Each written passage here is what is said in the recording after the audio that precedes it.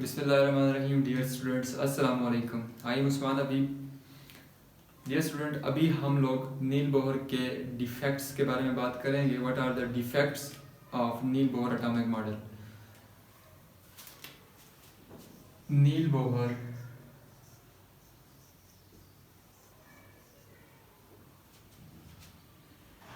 Defects. अब Niels Bohr atomic model कौन सी बातें थी जिनको वो एक्सप्लेन नहीं कर सकता था। इसमें सबसे पहली बात ये थी कि Niels Bohr atomic model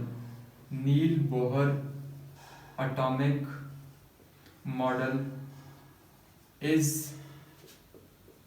only applicable on single electronic system। कि नील बोहर एटॉमिक मॉडल जो है वो सिंगल इलेक्ट्रॉनिक सिस्टम को ही एक्सप्लेन कर सकता है। मीन के जैसे हाइड्रोजन है, उसके वैलेंस शेल में एक इलेक्ट्रॉन है या उसके पास एक इलेक्ट्रॉन है, तो ये सिंगल इलेक्ट्रॉनिक सिस्टम है। आप इसके मुताबिक बेरिलियम को एक्सप्लेन नहीं कर सकते, क्योंकि बेरिलियम के पास तो 4 इलेक्ट्रॉन होते हैं। तो जब 4 इलेक्ट्रॉन हैं, हाँ, बेरिलियम को तब एक्सप्लेन कर सकते हैं जब आप उसको सिंगल इलेक्ट्रॉनिक सिस्टम बनाएंगे। मीन उसके 3 इलेक्ट्रॉन लॉस करवाएंगे, एक इलेक्ट्रॉन उसके पास बच जाएगा। अब ये सिंगल इलेक्ट्रॉनिक सिस्टम बन जाएगा। अब इसको आप एक्सप्लेन कर सकते हैं। तो नील बोहर एटॉमिक मॉडल का डिफेक्ट यही है कि ये सिर्फ हाइड्रोजन और हाइड्रोजन लाइक स्पीशीज को एक्सप्लेन करता है, बाकी स्पीशीज को ये एक्सप्लेन नहीं करता। जितनी भी कैलकुलेशंस हैं ये हाइड्रोजन एटम के लिए हैं या हाइड्रोजन लाइक एटम के लिए हैं। ये इसका पहला डिफेक्ट था। दूसरा defect, Niels Bohr atomic model can not explain the dual nature of electron. Can not explain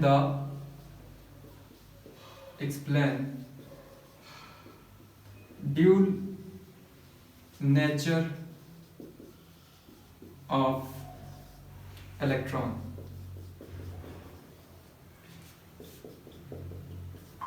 आज की रिसर्च के मुताबिक जो इलेक्ट्रॉन है वो वेव बन के भी दिखा सकता है और इलेक्ट्रॉन पार्टिकल बन के भी दिखा सकता है। तो ड्यूल नेचर जो नील बोहर के एटॉमिक मॉडल था, उसमें जितनी भी कैलकुलेशंस की गई थी वो सारी की सारी इस एटम को पार्टिकल मान के की गई थी। अभी तो इलेक्ट्रॉन की वेव नेचर भी आ चुकी है। अभी भी इलेक्ट्रॉन की वेव नेचर जो है उसको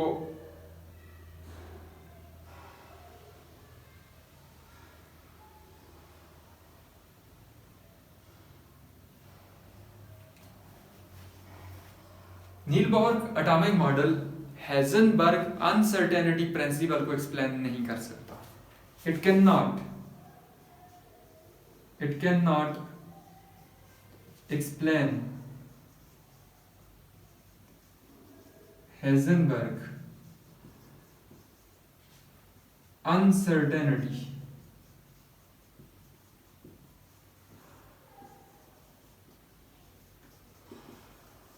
principle। Heisenberg uncertainty principle क्या है?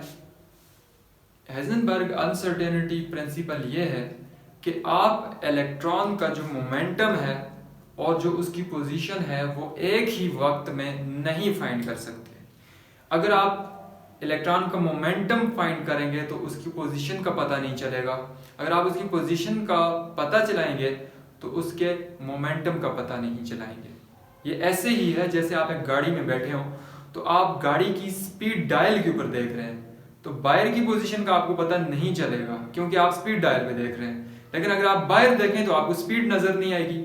तो अगर आप इलेक्ट्रॉन की स्पीड कैलकुलेट करें तो आपको पोजीशन का पता नहीं चलेगा, और अगर पोजीशन का पता चलेगा तो स्पीड का पता नहीं चलेगा। इसको बोलते हैं हाइजेनबर्ग अनसर्टेनिटी प्रिंसिपल जो है उसको एक्सप्लेन नहीं कर सकता। इस तरह नील बोहर एटॉमिक मॉडल जो है वो further splitting of lines, splitting of lines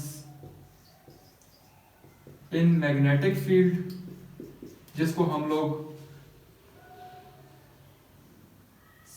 एक आपके पास होता है स्टार्क इफेक्ट, एक आपके पास होता है स्टार्क इफेक्ट कि इलेक्ट्रिक फील्ड और मैग्नेटिक फील्ड में स्पेक्ट्रल लाइंस की फर्दर स्प्लिटिंग को Niels Bohr atomic model explain नहीं कर सकता। तो मैग्नेटिक फील्ड और इलेक्ट्रिक फील्ड में स्पेक्ट्रल लाइन की फर्दर स्प्लिटिंग को Niels Bohr atomic model explain नहीं कर सकता। तो बाज़ दफ़ा आपका एमसीक्यूज होता है कि which one of the following are the defects of Niels Bohr atomic model. Niels Bohr atomic model के डिफेक्ट्स क्या हैं? Option A, option B, option C, option D, all of these. तो ये सारे के सारे नील बोहर एटॉमिक मॉडल के defects हैं कि इलेक्ट्रिक फील्ड और मैग्नेटिक फील्ड में भी स्पेक्ट्रल लाइंस की फर्दर स्प्लिटिंग को Niels Bohr atomic model explain नहीं कर सकता। तो स्पेक्ट्रल लाइन की जो इलेक्ट्रिक फील्ड में स्प्लिटिंग होती है उसे स्टार्क इफेक्ट कहते हैं, और मैग्नेटिक फील्ड में जो उसकी लाइंस की फर्दर स्प्लिटिंग होती है उसको ज़ीमान इफेक्ट कहते हैं, उसको ज़ीमान इफेक्ट कहते हैं। मैग्नेटिक फील्ड में स्पेक्ट्रल लाइंस की फर्दर स्प्लिटिंग को ज़ीमान इफेक्ट कहते हैं, और इलेक्ट्रिक फील्ड में स्पेक्ट्रल लाइंस की फर्दर स्प्लिटिंग को स्टार्क इफेक्ट कहते हैं। नील बोहर एटॉमिक मॉडल ज़ीमान इफेक्ट को और स्टार्क इफेक्ट को एक्सप्लेन नहीं कर सकता। अब जो प्लांक क्वांटम थ्योरी थी, अगर मैं यहाँ पे प्लांक क्वांटम थ्योरी की बात करूं, प्लांक क्वांटम थ्योरी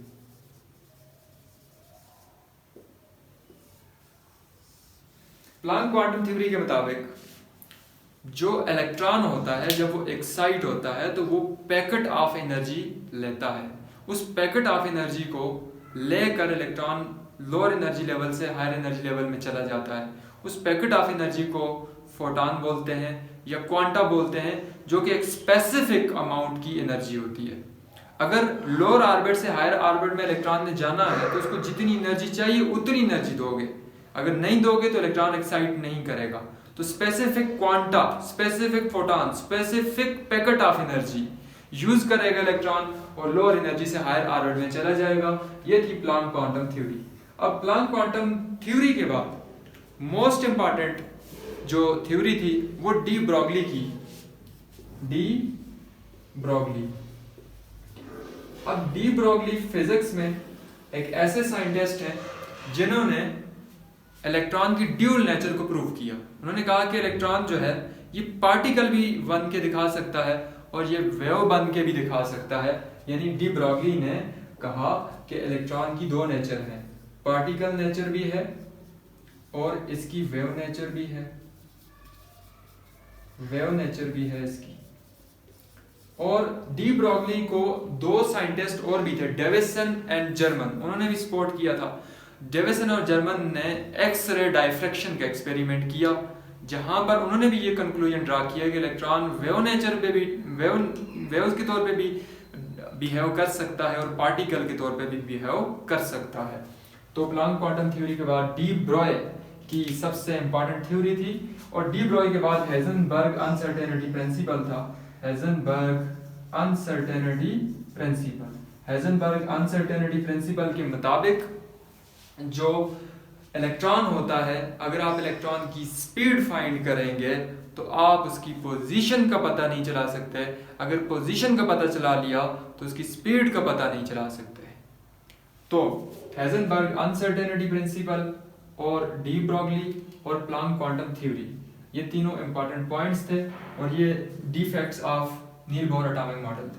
अब इतने प्रीवियस जो लेक्चर्स थे और आज के जो लेक्चर था उनमें जो नील बोहर की एटॉमिक मॉडल, अब अगर आप ईकेट की तैयारी कर रहे हैं, एनएमडीकेट की तैयारी कर रहे हैं, तो कैसे आप लोग एटॉमिक स्ट्रक्चर को रीड करें, स्टडी करें इन सेशंस को ज्वाइन करने के बाद कि आप लोगों की मुकम्मल तैयारी हो जाएगी।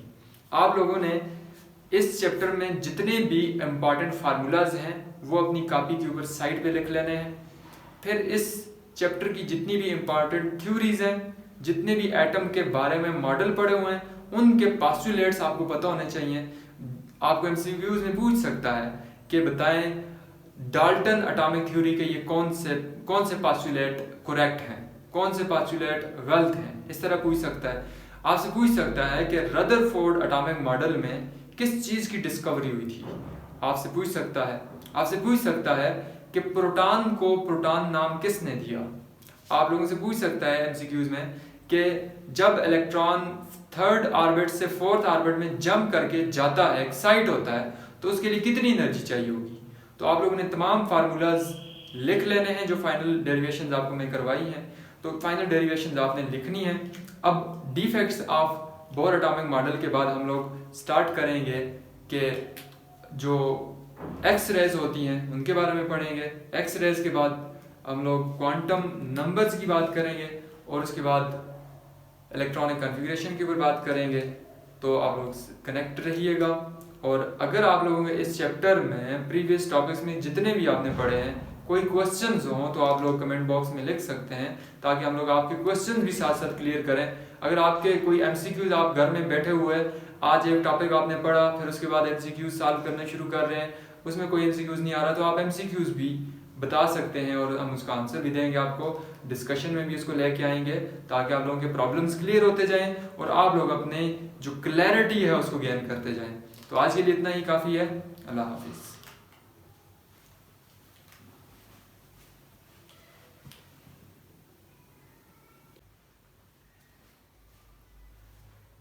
नील बोहर एटॉमिक मॉडल के ऊपर उसके जो पोस्टुलेट्स थे उनके ऊपर मैं एक रिव्यू आपको दे देता हूँ कि नील बोहर एटॉमिक मॉडल का पहला पोस्टुलेट ये था कि एटम में एक सेंटर होता है जिसे हम न्यूक्लियस कहते हैं, और इलेक्ट्रॉन फिक्स एनर्जी के साथ, फिक्स वेलोसिटी के साथ इस ऑर्बिट में रिवॉल्व कर रहा होता है।